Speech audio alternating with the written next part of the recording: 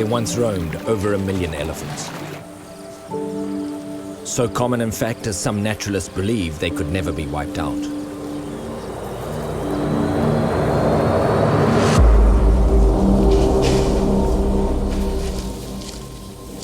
Yet over the years, this number has declined sharply. This is a story of greed, a story of black market trade and blood money.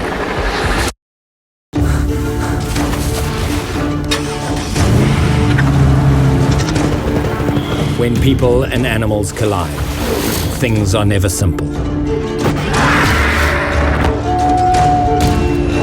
In this wildlife-human conflict, I'm often called in to seek out the truth, to find out what's really happening on the front line.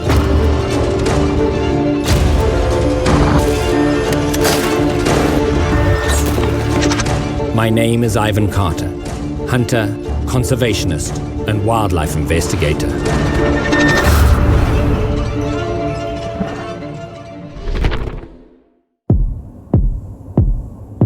On the continent of Africa, south of the Sahara Desert, there rages a war. A war cultivated by an underground trade. The epicenter of this war is a commodity that has fascinated traders for hundreds of years.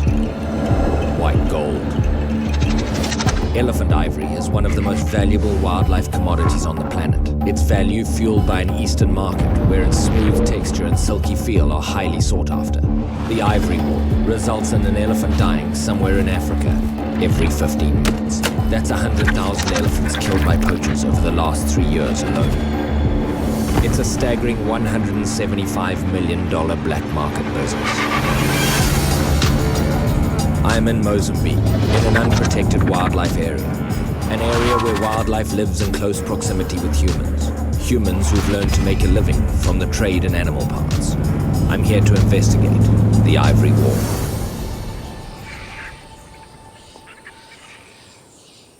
As a child growing up in Africa, I was always fascinated by vultures. They were often the first clue that big cats had been in the area, that there'd been a natural death worthy of investigation. The smell is quite strong here. There could be any number of predators in the area. Just gotta be very careful. I'm just gonna be ready for this. Just never know what's in here.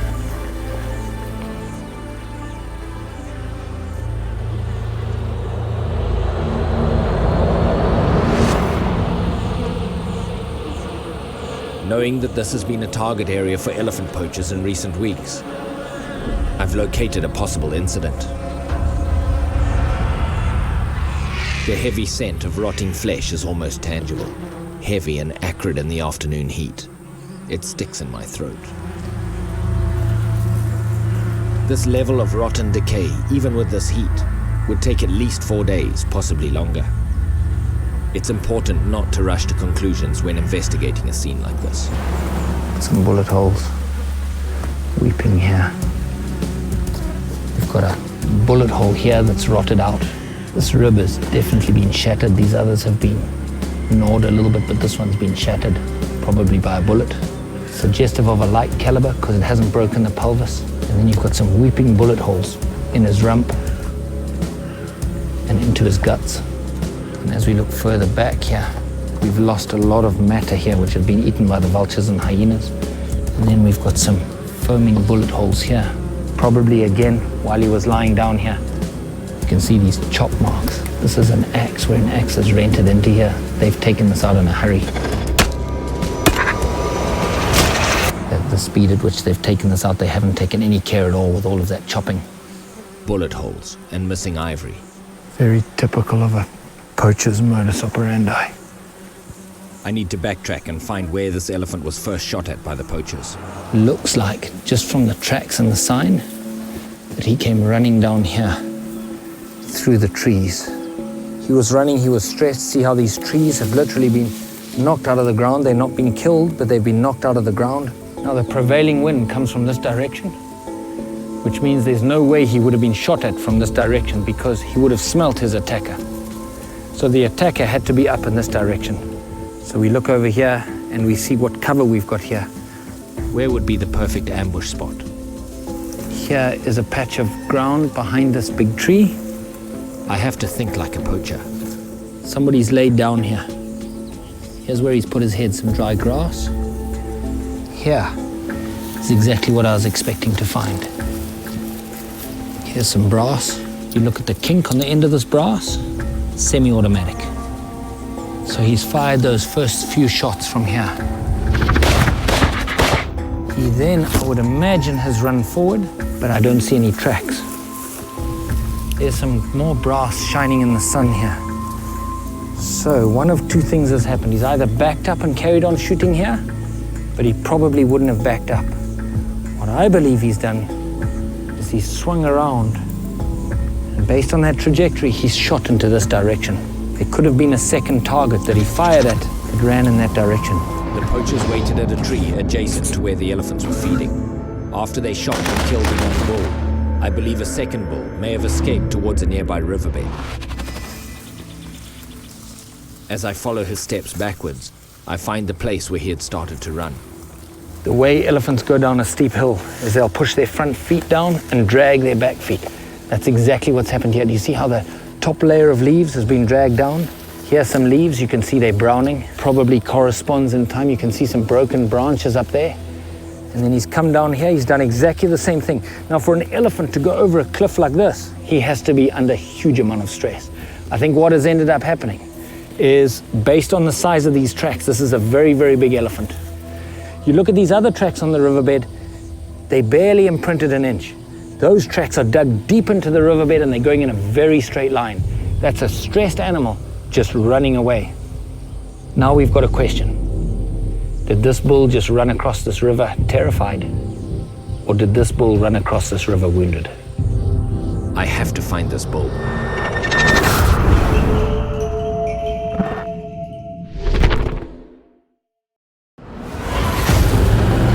My name is Ivan Carter.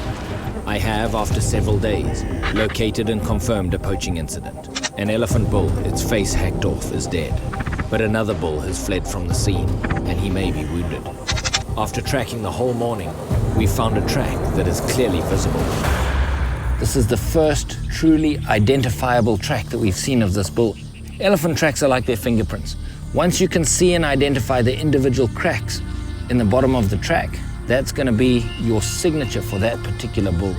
I'm actually going to draw that right now because it's important to be able to remember it, because there's no other elephant in this area or anywhere else in Africa for that matter that has got a footprint like this. As a bull ages, his feet start to develop deep cracks. His track is very distinctive. A bull of this age could quite easily be carrying significant ivory.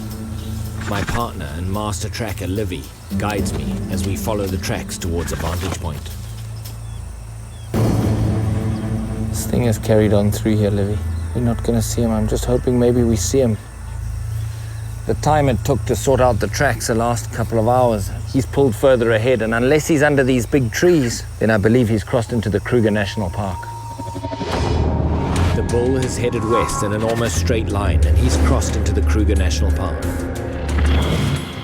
At 7,722 square miles, it's one of the largest and best protected national parks on the continent.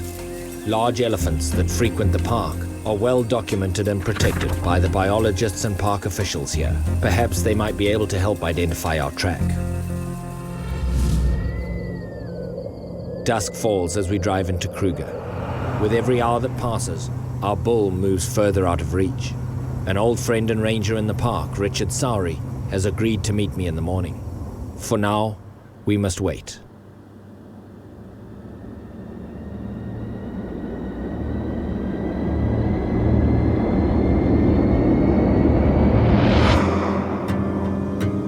I remember as a young boy being fascinated by the story of the Magnificent Seven.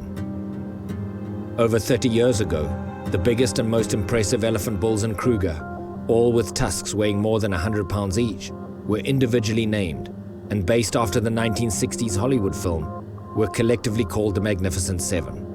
The public reaction was staggering, and when each of these great elephants died, it was decided to retrieve their tusks and skulls in order to display them. The elephant hall at Letaba Rest Camp now holds the tusks of these 7 great bulls. These truly are the pharaohs of the elephant world. But not all of them died peacefully. Zombo died in a hail of AK-47 bullets at the hands of a Mozambique poacher gang.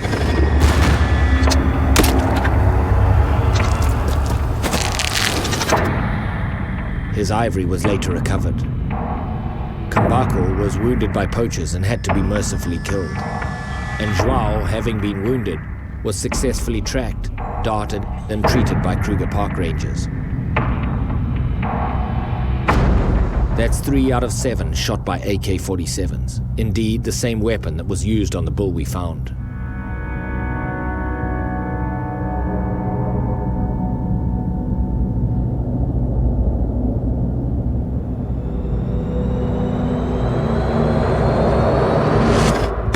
The AK-47, a gas-operated automatic assault rifle.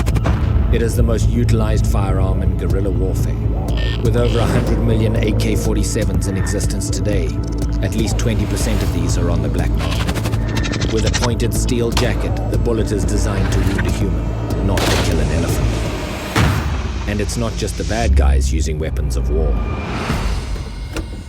It's early morning. Section Ranger Richard Sowry is at the shooting range with his field rangers. Similar to North America, rangers here are responsible for protecting wildlife. Not so similar, however, is the military training and weapons of war these rangers are versed in. Things have changed, the last 5 years. It's a war these days, Richard and his team have one mission: to protect wildlife. These are the very people who work on the front line. Well trained and equipped, they're not only a fighting force, but also the ears and eyes on the ground in the park. I'm hoping they can help us identify our elephant and possibly even find our mystery elephant. Okay, copied. You say they arrested one, and the others are running, eh?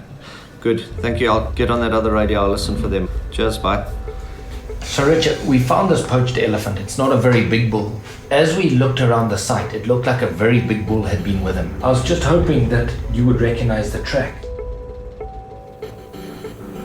Yeah, look, I'll go through the database and we can see if it matches any of them. I've got a quite extensive database of all the big tuskers that I've observed. Perfect. That'll be great. It will be worth spending some time seeing if we can find a match. Besides their footprints, researchers recognize elephant bulls by 2 main features: the length and shape of their tusks and the tears and irregularity of their ears. Okay, so here's some of them. You see that mark there? That's the one you're sort of describing. I think it is him. Have we identified our elephant?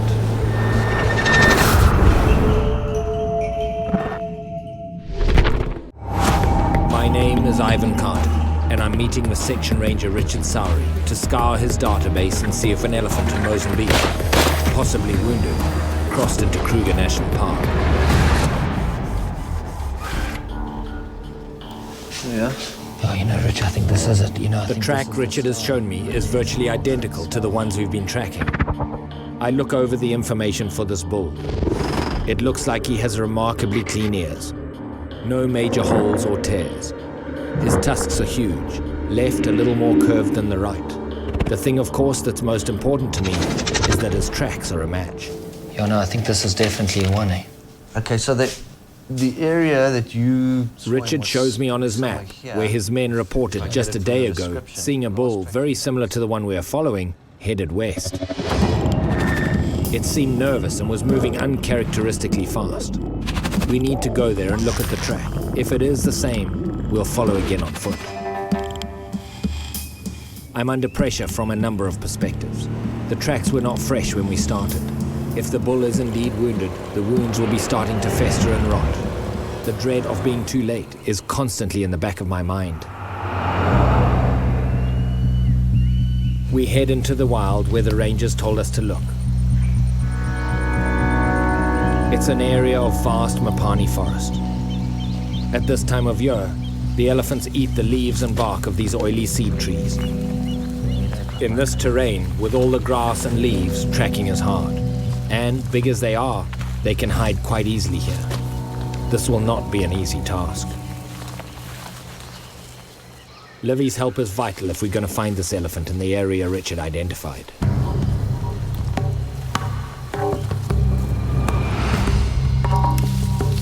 Sometimes the best way to spot elephants is to climb a tree for a better vantage point. Mangai, 3. He's seen 3 bulls. Imemahombe. Said one of them's really big. It's not far ahead. It's not far ahead. From the treetop, Livy has seen 3 bulls, a large one and 2 smaller ones. The bull we are tracking is either one of them or has passed through. We ignore the tracks and try to get a good look. There's an elephant moving right in front of us here. He's just through the bush here. You can just see the top of his back. Let's just try and ease in here. We don't want to blow this. We've taken a lot of time getting to this point. I just saw a tusk. We may have spotted him. We need to see the tusks and the ears to get a positive match.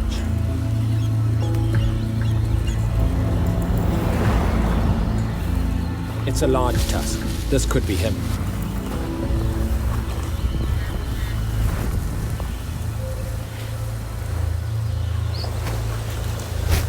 The temptation is to just go in and have a look.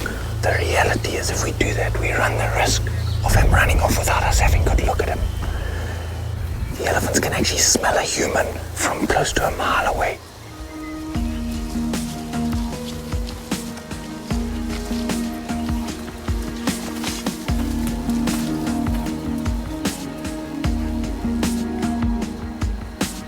You can just see him towering above the bush there. He's a huge, huge body bull.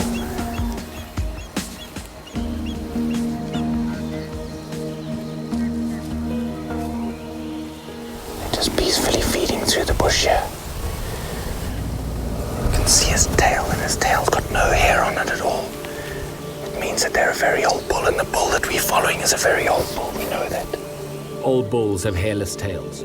While this is encouraging, it's still not enough. I need to get closer. To avoid spooking the bull, we'll have to stay downwind, which limits our options. 2 youngsters on one side of him here. It's relaxed.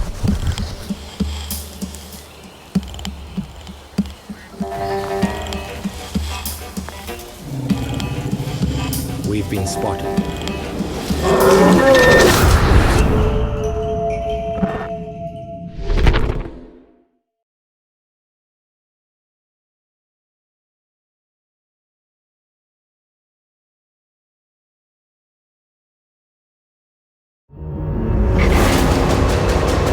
My name is Ivan Carter, and I'm on the trail of a large bull elephant, which we think may be wounded, somewhere in the greater Kruger National Park. From a treetop in the Mapani, Livy spotted 3 elephant bulls. Ah, here's one of the Askaris.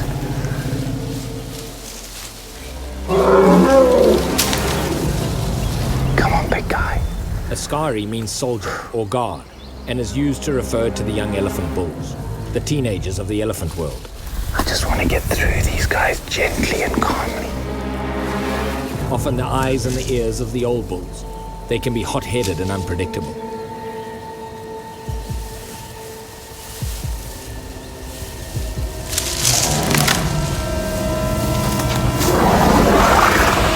Okay, you just relax, and you stay right there. We need to make our way through to see if the bull behind them is indeed the elephant we're looking for. If I walk in this direction, he comes and lets me know that I'm at the line. If I walk in this direction, he does the same. If I try and move in his direction, he's going to do that same thing again. Okay, now he looks like he's moving off. You can tell by the angle of his tail that he's had enough of this. If he moves quietly in that direction, then we've really just got this guy to contend with. And all we've got to do is just wait here to get past.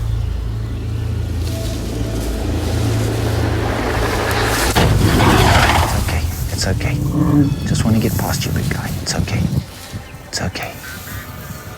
It's okay. At this point, really important to look big and firm. They're looking for any sign of weakness, that little confrontation. That's the point where if you back down from this, he may follow through, but in that kind of little confrontation, I'll keep my eyes on him all the time. We've also got to keep an eye on that guy. He's moved away pretending he's going, but he's still very aware.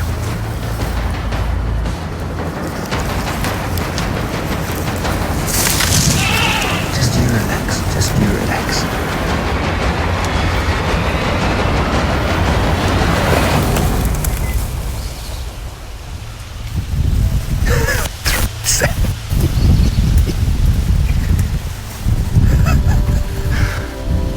These little guys, they just... Look, he's gonna throw sand. There we go. Sand. Like human teenagers, the Askaris are unsure of their role. He has no interest in feeding on what he's breaking there. It's what we call displacement behavior. He's just got to have something to do because he's a little embarrassed. They're full of bluff, and at the same time, they're curious as to what I am. Just his body language now, he's swishing his tail. Shows that he really doesn't care that I'm here. The only time he cares is when I want to get past him to see the big one.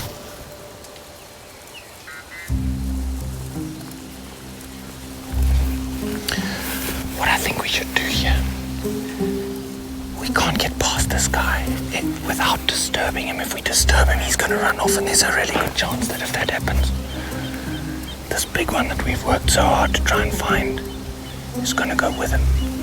So I think what we should do, the bush is quite thick. I think that with the wind like it is, we should go around and try and get around this bull.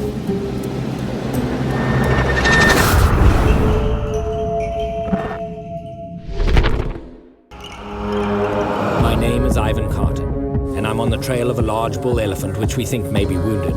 The bull was attacked days ago and has since wandered off into an unknown territory in the greater Kruger National Park. Livy and I have found a bachelor herd of elephants. I suspect one of them could be the elephant we're looking for. The two Askaris have significantly slowed us down by blocking our path.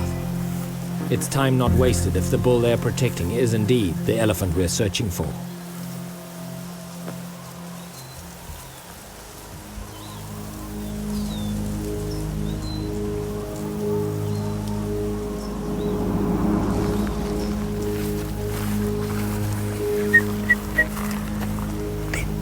Over the bush here. Look there, look there.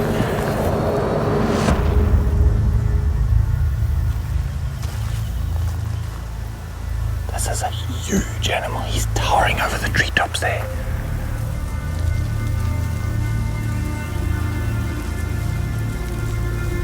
Just gotta try and get to see this guy.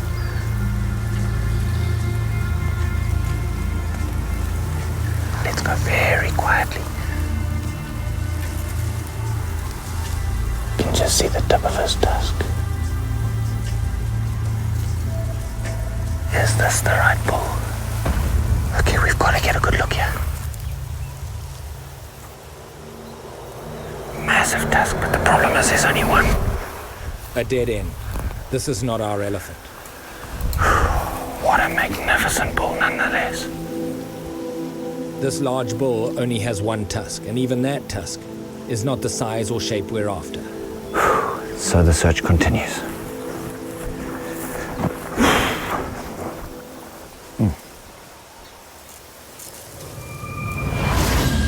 As Livy and I continue to search for the bull, the environment changes. The terrain becomes far more open. The large trees disappear to be replaced by small, scrubby mapani bushes. The soil is dry and the tracking very difficult. The good news is we found the elephant's track. There's two ways that four-legged animals walk.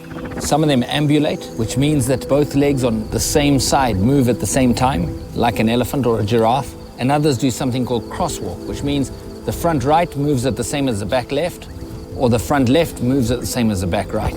Because elephants ambulate, what that means is you can get a very good idea of how fast they're moving. This is the outline of the front of his foot. His back foot has landed right on top of that front foot.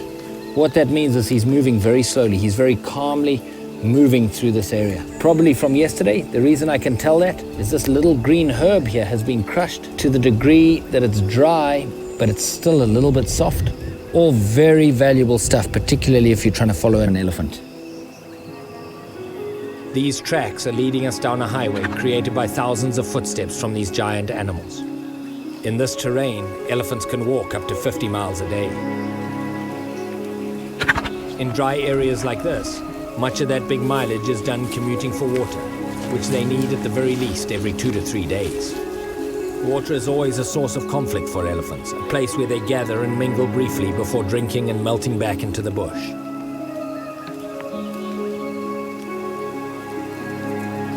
We know we're getting closer to the source of the water, as we've spotted a sudden increase in elephant activity.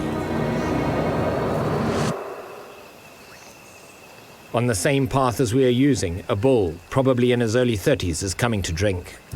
It's amazing, these elephant bulls, as they stand here and they just watch. Elephants continue to grow in body mass their entire lives. An old bull will have a huge broad head, very thick trunk and a saggy, thick-looking body.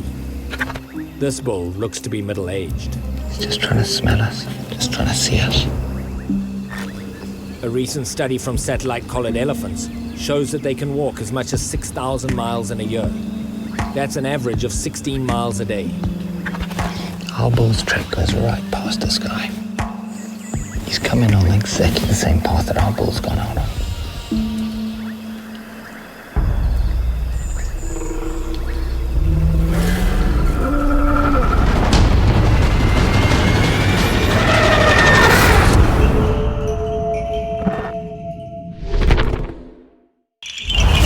My name is Ivan Carter, and I'm on the trail of a large bull elephant, which we think may be wounded, somewhere in the greater Kruger National Park. We're getting closer, but there's still obstacles.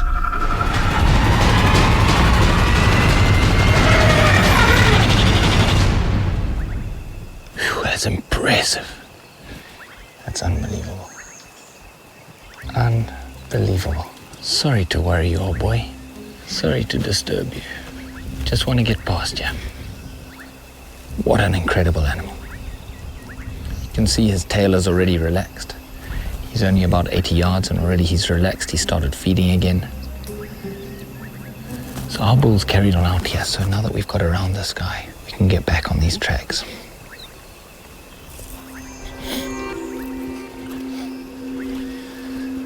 You know, very often what'll happen like that is an elephant will come in.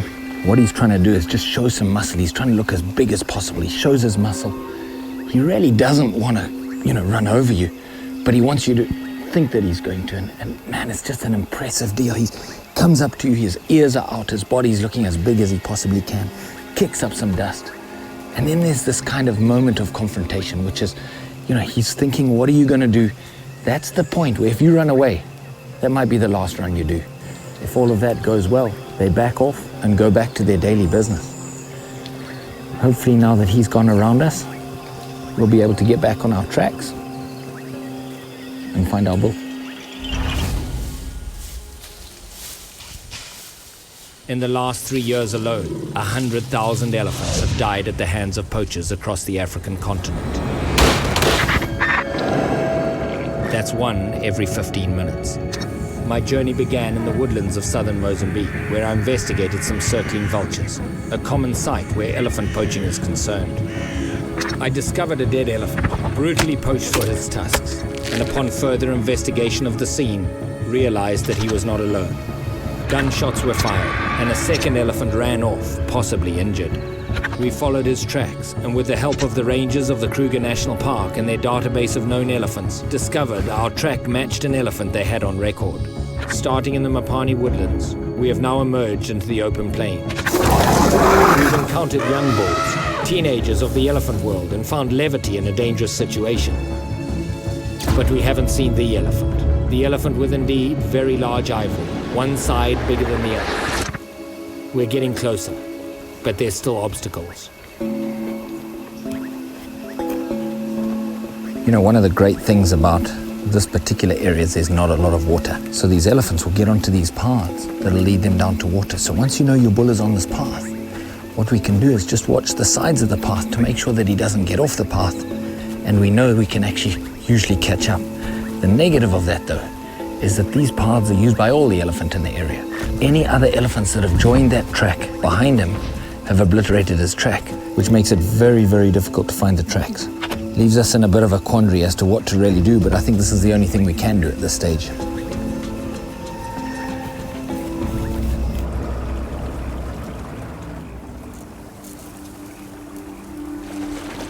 We've made it to a watering hole along a riverbed. I see numerous elephants, young and old, but none that match the description of the elephant we're looking for. We're on the edge of this big, wide, sandy riverbed, the second riverbed that this elephant's come across.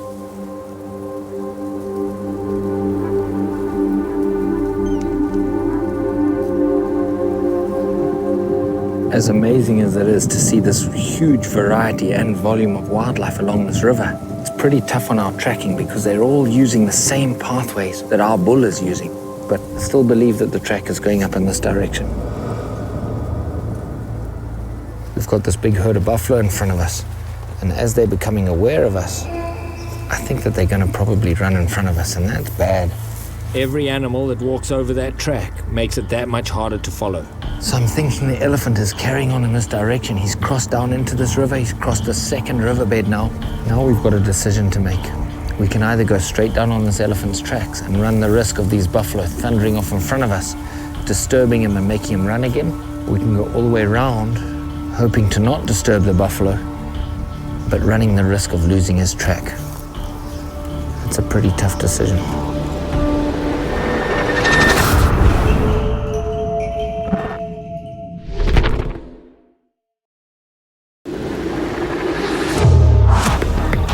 My name is Ivan Carter, and I'm on the trail of a large bull elephant which we think may be wounded somewhere in the greater Kruger National Park. It's become a personal quest to find this animal. We're getting closer, but I'm unsure how long he'll remain here. Time is of the essence. Now we've got a decision to make. We can either go straight down on this elephant's tracks and run the risk of these buffalo thundering off in front of us, disturbing him and making him run again. Or we can go all the way around, hoping to not disturb the buffalo, but running the risk of losing his track. It's a pretty tough decision. As much as we want to push forward, the buffalo herd is in our way. If the elephant is close in front and they run off, he'll run with them. We choose to travel the long way round. It'll be up to Livy's tracking expertise to pick up the bull on the other side of the herd. This is not the first time we've shared a difficult task. I consider Livy one of my closest friends. His tracking skills and his overall bush sense is incredible. We are now nearing the private land area called the APNR, the Association of Private Nature Reserves. Although this area remains private, it falls within the greater Kruger National Park.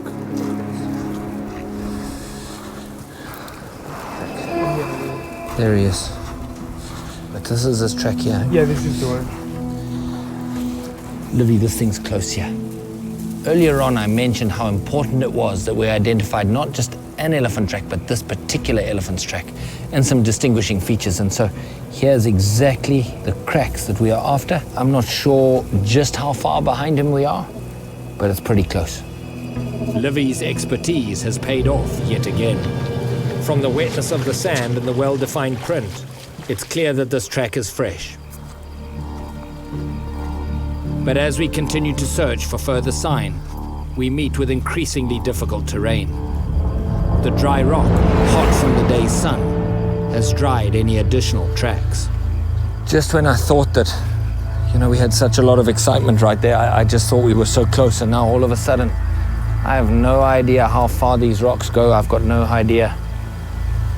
I don't even know where to start here. You only just have to start from scratch. I have no idea how big this rock is, but we'll have to walk around the edge till we try and find the track. Tomorrow morning, just do that big circle, and just with a bit of luck, we'll find something. Yeah. Nonachi. Here's what's happened. What Livy's telling me. Livy, so you say the elephant walked here and his feet were wet? Yes. Then he's come up here and he's slipped here a little bit. You can see how wide this track is, all the way from here, all the way to here. That's just the size of this track is what tells us it's the same elephant. Then he's gone on up here and he's slipped here, trying to get purchase on this rock. Again, you can see here's the edge of these scratch marks. Maybe we haven't lost him after all.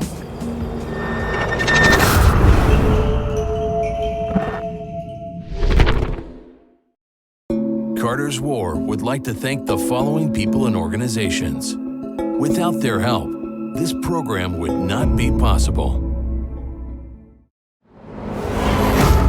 My name is Ivan Carter. What began with the discovery of the mutilated remains of an elephant bull has led me on a journey through the heart and the realities of modern-day elephant conservation. The bull we are following, that may even be wounded, has become an obsession. It's become a personal quest to find this animal. I feel we may be close, very close. This is very, very fresh. Actually, there's peas still dripping off this branch here. This dropping's warm in Achisa Chaizo. You can see it's how fresh this is. You can see from the texture that this is an old bull. Their teeth wear out and they lose the ability to actually chew their food. And you can see there's whole leaves and stuff in this. Maybe this is the one, Livy. Come, let's go. Slowly, slowly, be careful. The freshness of the urine and droppings indicate we are finally close to this elephant. This is, by far, the freshest sign of this elephant yet. He could be anywhere nearby. There's only one way to know for sure. We must push forward.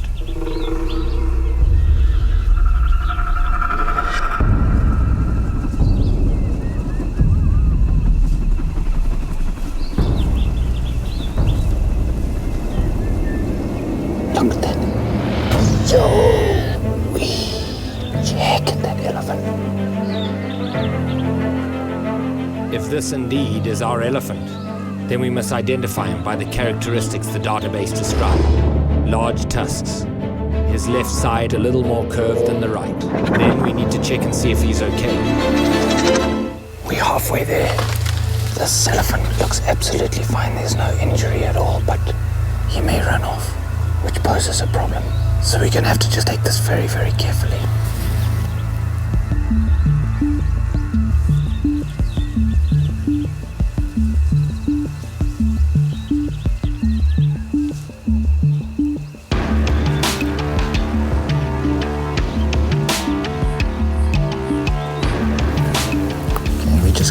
Carefully here. After all this effort, I don't really want him to hear me going across here.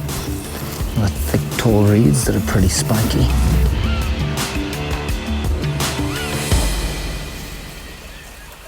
There was mud bathing down here, so it's either a pool or a flowing river, and I can't really tell.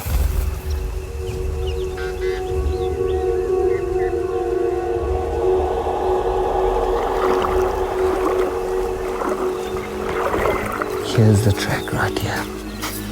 Look at this. Look at this thing. Look at the size of this thing. Let's ease up here. We're going to go slowly up this game trail. Get through that thick grass and hopefully he's going to be just on top of that ridge. Yeah, let's do that. It's a good sign. He is close. Very close.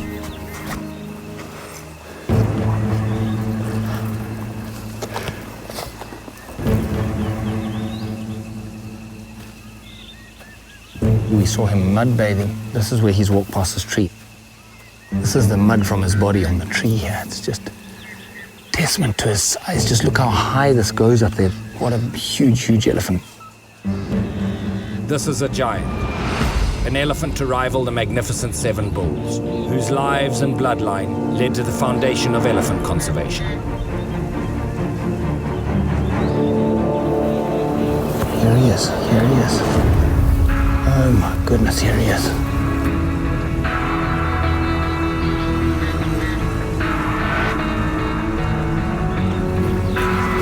What I think we're going to do is move a little bit in this direction. He's slowly feeding across there. The last thing we want to do is disturb this elephant. He's going to feed across this open, and we're going to get a fantastic view of him.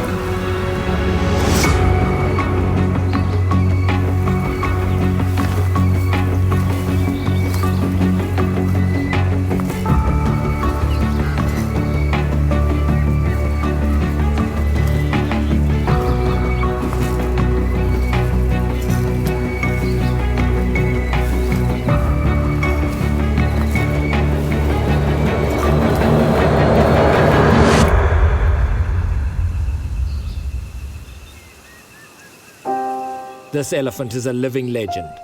His massive ears are remarkably intact, rare for such an old bull, and his unique tusks match our description. The left more curved than the right. I find no signs of injury or abuse. This is our bull, safe and unharmed. My greatest fear is that I'll not get to stand on the same ground as an elephant bull like this and share a moment like this with my children. That is my greatest fear. As I look into the eyes of this giant, he stares back at me. When an elephant like this takes a step towards you, you respectfully take a step back. I've learned a lot from the journey to find this elephant. I've learned of the horror of a fresh elephant carcass, its face hacked off, killed for the value of its tusks. I've learned that despite this poaching epidemic that's raging across Africa, more today than ever before, there are indeed some of these great tuskers still alive and well and roaming free, protected by passionate people fighting on their behalf. But more than anything, I learned for the first time in my life what it felt like to walk up to and be acknowledged by a bull of this stature. A humbling experience indeed. If we all work together and give these people on the front lines the support they need, perhaps one day these giant elephants will once again roam freely and widely across this great continent.